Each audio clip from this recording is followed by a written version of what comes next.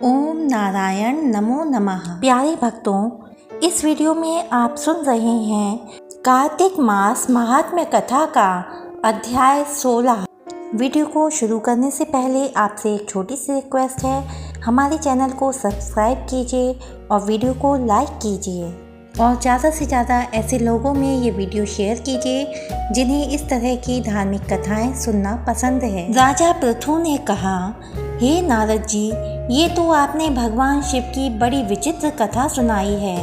अब कृपा करके आप यह बताइए कि उस समय राहु उस पुरुष से छूटकर कहाँ गया।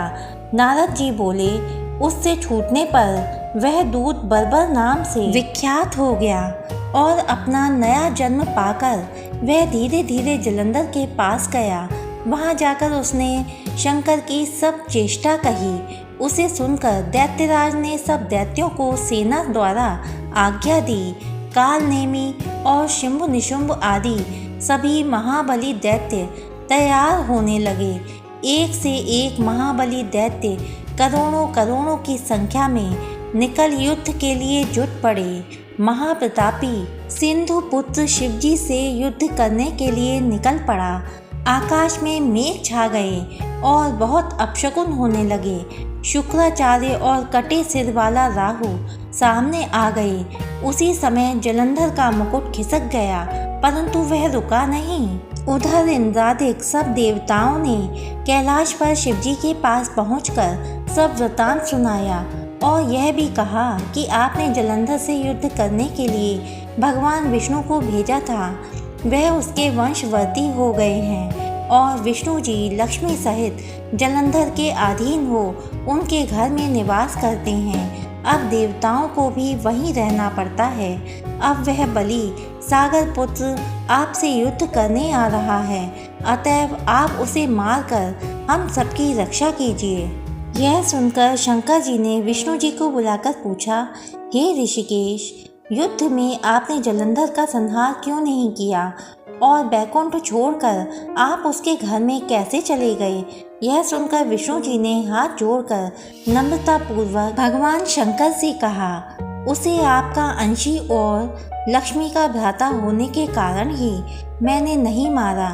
यह बड़ा वीर और देवताओं से अजेय है। इसी पर मुग्ध होकर मैं उसके घर में निवास करने लगा हूँ। विष्णु जी के इन वचनों को सुनकर शंकर जी हंस पड़े। उन्होंने कहा, हे विष्णु, आप यह क्या कहते हैं। मैं उस दैत्य जलंधर को अवश्य मारूंगा। अब आप सभी देवता जलंधर को मेरे द्वारा ही मारा गया जान अपने स्थान को जाइए। जब शंकर जी ने ऐसा कहा तो सब देवता संदेह रहित होकर अपने स्थान को चले गए। इसी समय पराक्रमी जलंधर अपनी विशाल सेना के साथ पर्वत के पास आ कैलाश पर घोर सिंहनाद करने लगा। दैत्यों के नाद और कोलाहल को सुनकर शिवजी ने नंदी आदि गणों को उससे युद्ध करने की आज्ञा प्रदान की। कैलाश के समीप भीषण युद्ध होने लगा। दैत्य अनेकों प्रकार के अस्त्र शस्त्र बरसाने लगे। भेरी, मृदंग, शंख और वीरों तथा हाथी, घोड़ों और रथों के शब्दों से शाब्दित हो पृथ्वी कांपने लगी। युद्ध में कटकर मरे हुए हाथी, घोड़े और पैदलों का पहाड़ लग गया। रक्त मांस का कीचड़ उत्पन्न हो गया। दैत्यों के आचार्य शुक्र जी अपनी मृत संजीवनी विद्या से सब दैत्यों को जिलाने लगे।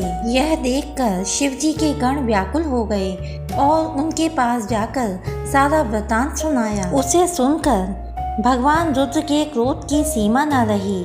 फिर तो उस समय उनके मुख से एक बड़ी भयंकर कृत्या उत्पन्न हुई, जिसकी दोनों जंघाएं ताल वृक्ष के समान थीं। वह युद्ध भूमि में जा सब असुरों का चवर्ण करने लग गई और फिर वह शुक्राचार्य के समीप पहुंची और शीघ्र ही अपनी योनि में गुप्त कर लिया।